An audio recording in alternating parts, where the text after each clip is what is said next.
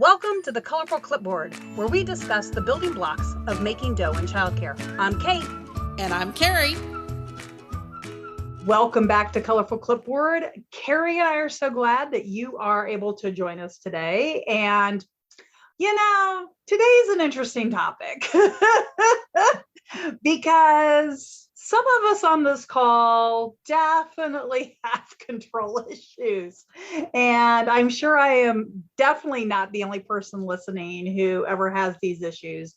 And so Carrie and I are going to talk about kind of the difference between delegating and taking the monkey back, goal setting, all of those things. So how would you describe today? To me, the topic is, perfectionism and how to get it right. We all have perfectionist tendencies, right? We have things that we're like, this thing has to be done correctly. The problem is that getting things perfect is not really a reasonable expectation. People who used to build, the massive churches like Notre Dame and stuff, they made a point of every single element that was in the church had a flaw because they knew there was going to be one anyway. So they did it on purpose. So every pillar inside Notre Dame has a flaw that was planned, as well as any other ones that actually, that accidentally happened. We can't expect to be a perfect director or a perfect owner. And we have our little fiefdoms, I guess, our little areas of the job that maybe we're super wedded to. And if we keep trying to make that perfect, it has negative effects. Okay. So we need to get perfectionism right. Okay. So today we're going to talk about getting it right. And Carrie, just so that we can frame this, give me an example to you that for you personally is it has to be done my way. So the good old Southern, a good Southern woman was, well, I didn't do that right. So if it was wrong, it was because, well, I didn't do it. So what is the one area as a director that you have a specific way you want it done? Tours. I had a very hard time letting go of the tours of my different centers. So I would do the tours at all the centers, even though I had site directors for a period of time, because I just didn't trust that other people were going to do it correctly. Because, you had to have the confirmation call or email or text ahead of time to make sure, you had an extra touch point with them. And then you had to greet them at the door and, offer them something to drink. And then I had a spiel for each of my schools because they had different educational philosophies. I made tour notebooks so that I could hand that off. What were some of the things that were the hardest for you to not be a perfectionist about? So mine was kind of along the same lines because a lot of it came down to money, right? Like clients. And so to me, it was the phone call, when somebody called and inquired about the program. It drove me crazy listening to other people kind of, but not really answer questions. Yeah, we have openings and, they'd forget to take a number. They wouldn't ask any questions. They wouldn't. So, but it sounds like both of us did something very similar. So talk to me about what was in your notebook related to tours, or do we want to bring in one more example that maybe you've heard multiple directors, you've seen them struggle letting that go? I mean, there have been so many things. I've had directors who won't let the teachers do their own bulletin boards because, it has to look right for the parents. It needs to, portray the right image of our school. They want to do every hire themselves, every progress report with the staff themselves. They want to be at every parent-teacher conference. They want to sign off on every grocery order before it's put into Cinetas or Cisco or Costco or wherever they're placing, or HEB, wherever they're placing their order. I've known directors who want to sign off on every single one of those, and then they'll like go in and change, from Del Monte crushed tomatoes to the generic crushed tomatoes, as if that 3 cents is going to make or break their budget. So I think that you brought up with another 20 if you want. Well, we'll come back to them, maybe if we need them. But one of the things that I found really interesting about what you said was it wasn't so much that they needed to control or do, but it sounds like you've also had a fair amount of directors that changed, kind of attempted to delegate, but then wanted final approval. So I think both you and I, though, were a little different where, well, especially yours, right? Like you had ultimate control over the schedule for the tours. And so you made that happen. I got to the point where I got really freaked out when people would answer the phone and it wasn't me. But, you have to be able to let other people answer the phone. So let's start with the tours and let's talk a little bit about how you were able to let go, maybe what your process looked like. And then I'll talk a little bit about the phone call, and then let's come back to the food ordering one, because I think that would be an interesting conversation for us to have. I mean, for me, it was realizing that I wasn't being able to get everybody into tour when they wanted to tour. So me realizing that it was affecting our bottom line, the fact that I wanted to do every tour, because my 3 schools were not right next door to each other, and I had to drive back and forth around town. And so we were leaving money on the table. So I think for me, that was kind of okay, Carrie, you have to find a way to stop needing it to be perfect. So big breath in, took me probably a couple weeks to rationalize that and process it and deal with the emotional fallout of that concept. And then I was like, okay, well, what could I do to make sure that it's as consistent as possible when one of my directors is doing the tour? And I thought back to a not terribly pleasant experience for me. You may have had different experience because you bought several, which is going to a presentation for a timeshare. And when you go to a presentation for a timeshare, there is a person there, most of the time a dude, and he has a 3-ring notebook full of pages inside of a page protector, and he shows a page to you as the person sitting across the desk, and on the back he has a script that he says. So on his side there's a script, and on my side there's a picture. And so that made sure that he talked about the same things in the same order every time he did it. And so I worked with my directors, because initially I was like, I'll just make it. Then I was like, that's not solving this problem. So I had the directors go with me on tours for a week. So each, we did a center a week where they went with me on all of the tours, and they took notes. Deborah took much more detailed notes than Diane did, that kind of thing. But, they took notes on what I talked about and in what order and things like that, because I'd never written it down. I just had a pattern. I didn't know what it was. I had a script, I guess, but it was not a written script. It was one that was developed from improvisation. And so then we took their notes and we took the photos we had and we made a notebook together. So the second week they made the notebook and I kept doing tours and they came when they could, but they didn't have to come to all of them. And then the third week, they took the lead on the tour with their notebook, and I followed along and offered feedback when, if somebody asked a question and they didn't know. And sometimes I jumped in before they had a chance to answer the question, because I was like, ooh, I know the answer to that. And so, it was probably not the most seamless handover. but we got there. So on week 3, they were leading them. Week 4, I would be in the building, but they would lead the tour. So it was basically 1 month per center. I would continue giving feedback through weeks 3 and 4. And then I kind of was like, if you need support, reach out to me, because they'd had a lot of support for a month.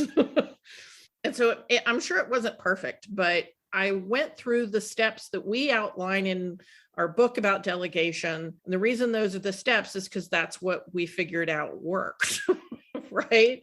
I mean, some of it was from other people, but it was also, we tried this works. So what about you for phone calls? So I think the first thing for me with phone calls was acknowledging that I couldn't answer them all. So, and yeah, I would say there was definitely a money piece to that.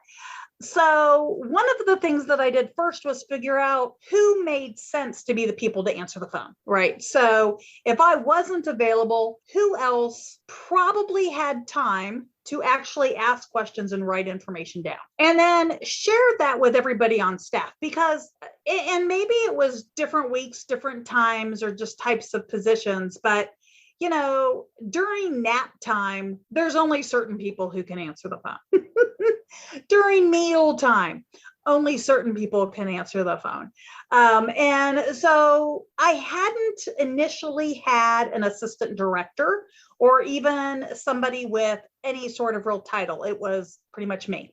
And the first thing I did was put somebody else, basically as everybody knew that person as the number 2. And that made it so that if I couldn't answer the phone, the expectation was the number 2 would answer the phone. And I did that for a couple of reasons. And very similar to you with your directors is I didn't want to train everybody on how to answer the phone. And I didn't want to have to try to figure out where to go find the scratch paper and the notes that somebody took on a phone call. So once I was able to figure out who made the most sense most of the time, that was a first. And that helped everybody, because then the other teachers, because this was back in the day when, almost every classroom had a phone, so the phone would ring.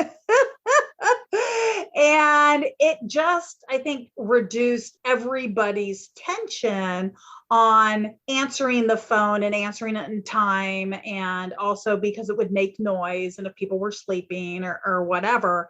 And so if I was going to do that now, what's beautiful is that we have all these awesome services that you can have with your phone systems to ring once or twice at a phone number and then roll over, right? So it can roll over, it can, ring twice to the main number, roll over to your cell phone, or roll over to your assistant's cell phone, or maybe you're a program that's a size big enough that you actually have, an admin whose job pretty much is to sit by the phone all day, right? So any of those are things that work, and understanding where you personally have to be in that phone tree. So once I was able to get past that, I also, very much like you, had a script. But what I did was I kind of made it bullet points, and I made it bullet points and I laminated it and I stuck it by every phone, because I do realize that sometimes, even when I was walking down the hallway, right, is I'd hear the phone ring and I'd pop into a room and I'd answer the phone. I also made sure that there was paper and pencil by every phone. And again, at that time, it was real paper and real pencils. And so if I was going to do it now, I think the really beautiful part is that there are apps, even if it's something as simple as a text or even a note app. There are ways for your staff, both something integrated into your client minder software, or something that is very cheap, generic, free on the phone, that kind of thing. Yeah. And so a notes app or something. A notes app, or yeah. And so having the resource, what to say. And like I said, when I put mine together, mine was more bullet points than a word for word script. But I also worked with the other person. And here's the reason why I did this. You brought up the money. It was, for me, absolutely the money. It was absolutely the bottom line. And I took the approach of helping them kind of understand how many phone calls we needed to get certain tours, to get certain people, what it meant to our budget, all of those things that I didn't share with every staff person. And all of a sudden, they had some ownership in those phone calls too. Well, and it's also a matter of explaining the difference between going, hello, ABC Childcare, how can I help you? And hi, ABC Childcare, where we're happy to blah, blah, blah. How can we help you today? Like explain, showing the difference between how somebody who's uninvolved, unconnected answers the phone and somebody who's like, you could give me $1,000. Like it's a very different way that you answer the phone. Well, or just the chaotic teacher. And that was what I actually found was happening is, people were kind of in chaos in their room. And those would be the people who just felt like they needed to answer the phone and they wanted to answer it on the first ring and they wanted to be able to, say hello. And you can't always control what's happening in the background of a classroom. Yeah. Well, and it's just not the most professional introduction to your school. It's just not going to be. Absolutely. So tell me a little bit about, I'm very intrigued by your grocery order center. And then you've got some others on here that I'm like, whoa. But let's talk about the grocery order. If you were going to give advice to even a new director or an existing director who really is all over the things that are ordered, and it could be money, it could be storage, it could be waste. What might be the very first step you might suggest they take? To examine what's going on emotionally, which is what both of us did in the situations we talked about first. It's like, why is the ordering so emotionally charged for you that it has to be perfect? Because that's what's going on with perfectionism, is that emotionally that thing has some sort of value judgment with it, that you're not going to be okay or the school's not going to be right if that thing's not done correctly. So unpacking a little bit the emotional baggage behind if somebody else does the tour or if somebody else does the ordering, and frequently that's tied up with people's emotional response to money, or possibly having an abundance mindset or a scarcity mindset. There are people who are like, if there is not 2 weeks worth of food in the building at all times, they will freak out because they have a scarcity mindset about food, or about, maybe they have it about 57 things. I don't know. But right now we're dealing with it about food. And so if you are that person who has that scarcity mindset where I need to have all the colors of construction paper at all times, I need to have 5 backup mats or cots at all times, I need to have 2 weeks worth of food at all times, that's an emotional response. That's not a logical one. And so we've got to unpack that a little bit and come to grips with it. And again, like I said, it took a week or two for me to do that on my issue, which is, this is my baby and other people are going to suffocate it with their failure to give a proper tour. So we've got to unpack the emotions of it a little bit. And then we have to create some sort of structure around that thing that either allows us to finish the project before it's perfect or allows us to share the responsibility, right? Both of those are acceptable things on that. If, I'm fine with the director being the one who does the ordering for the groceries, but if it's taking you all day to do the week's orders for groceries because you're trying to be perfect, that's going to be a problem. And if you're a center with, 250 kids enrolled, the director should not be doing the grocery shopping list, because that is a poor use of the director's time, because the director presumably is getting paid more than the kitchen manager. And the kitchen manager should be making up the shopping list in a center with 250 people. I feel like I'm missing some stuff there, Kate. What am I missing? So, I think that you brought up a good point, but even just because we've talked about it without actually calling it, right? We had notebooks or scripts. So we had some sort of standard operating procedure. And, all of us who kind of fall into the control issue type of human probably has these already in place. But you and I have both worked with a lot of directors who are just passionate about children, about what they do for a profession, and the business side is whatever. And so I laughed at your grocery order because I think of all of the complete opposite folks that we've had come through with us who ordered whatever without really any minds to budget. What was that funky fruit that you had a teacher buy one time? Star fruit or something? Yeah, she wanted every child to have a dragon fruit and a star fruit in her preschool class. One of each. Yeah. Who's going to eat an entire? I'm an adult and I'm not going to eat an entire dragon fruit. Like what? Well, and they're, if you get them out of season or, where do you get those half the time, right? So there's some of those pieces. So if you are a director who to-do lists or even something that's sequential is not something that comes naturally to you, kind of research, reach out, find somebody on staff who likes that, and maybe work with that person, have that person help you. Because if you can create the standard operating procedure on ordering groceries, or ordering materials, again, wherever your hoarding might come in, is it, pink and red construction paper? And you always have to have that. You can never have too much of that. In the fall, you can never have too much white, brown, yellow, orange, whatever it is.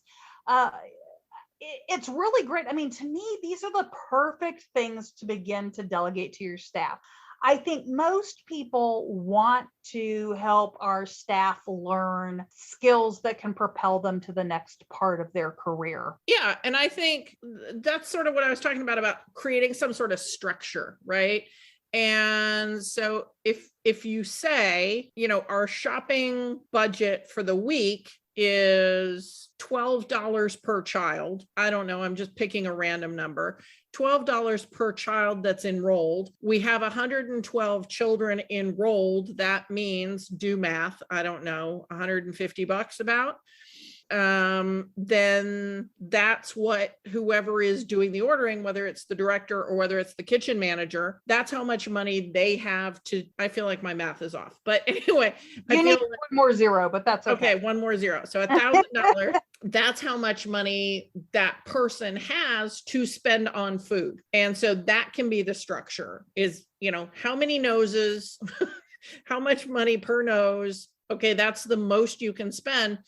I am a huge fan of giving financial rewards to my staff. And so I've done stuff like, this is the most you can spend, but if you knock $20 off of that, you get half of that, or you get 20% off of the difference between the max budget and what you spend. So if they saved $20, then they get $5. I think that works well. Oh, I guess that would be 25%. My math today, guys. Today is not my math day. I love math. Why is this so hard today? Anyway, putting that structure, this is the most that can be spent, and the order needs to be placed by this time on this day. So that's the structure. And, my way of making this easier for me was we had 3 seasonal menus for each season. And so one was the week 1 and week 3. One was the week 2 and week 4, and the other was the week 5, or there's a party this week. That was the other one. So if it was 4th of July, yes, that's week 1, but we're going to replace it with the 3rd menu because that's the party menu. And that way they didn't have to recreate the whole menu every time. And we had a shopping list of all the things that you would need for that menu. And they just went, I need 12 of that. I need 1 of those, made it much easier. And again, I didn't create the shopping list. I just went, here's the menu, please create the shopping list. Because again, that was a thing that I had a really hard time turning over to somebody else was creating the menu, because I was really good at having a cost-effective menu that addressed various cultures and that had both hot food and food where we didn't have to heat up the kitchen during the summer. In the winter, I want hot food. In the summer, I want people to be having peanut butter and jelly sandwiches. Well, I think everything you just mentioned is really applicable to every one of the issues you just taught that you gave us as possible directors that have some perfectionism issues, right?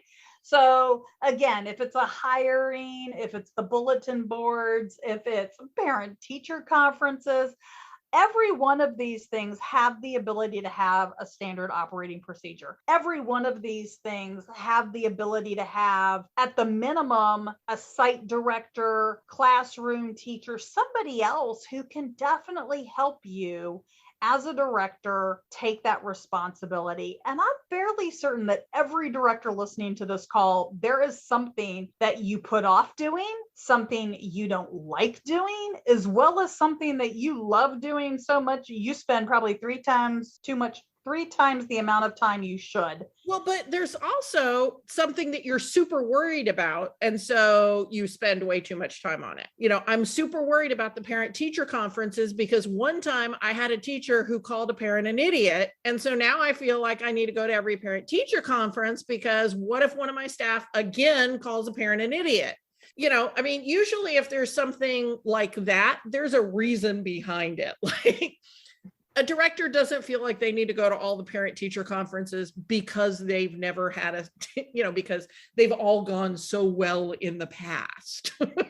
It's usually they got burned and they're overcorrecting. And I think that happens a lot, is that something went wrong and you've just overcorrected. And we have to put it back in that perspective. As a teacher, we're teaching our staff how to do things. If a kid falls down, we don't go, okay, well, that kid can never walk again. I'm taking over all the walking for this child for the rest of their life because they fell down. No, that's ridiculous. So if your staff fall down in a job and they call a parent an idiot, then we help them through that and we help them to correct that behavior so that they can learn how to walk through that in the future. We're not going to carry them around all the time. The parent really is an idiot. And disenroll them. Oh, Carrie, thank you so much. I am so glad that we were able to share with our directors today a little bit about getting it right. And we hope that you will join us next week on colorfulclipboard.com. If you've got a funny story or you want to know, maybe you work with a director or an owner that just has an issue, reach out to us at hello@colorfulclipboard.com and let's see what we can do to help you out. Thank you for listening to Colorful Clipboards. Connect with us on social media at Colorful Clipboard or send us an email to hello@colorfulclipboards. Send us your voicemail with your own questions and stories. If you want to keep learning with us, visit Texas Director, where we continue to have seminars, licensing, programs, and more. This show has been made by me, Carrie Casey, and Kate Young with assistance from Hallie Casey and Marie Young. If you learned something today, share the show.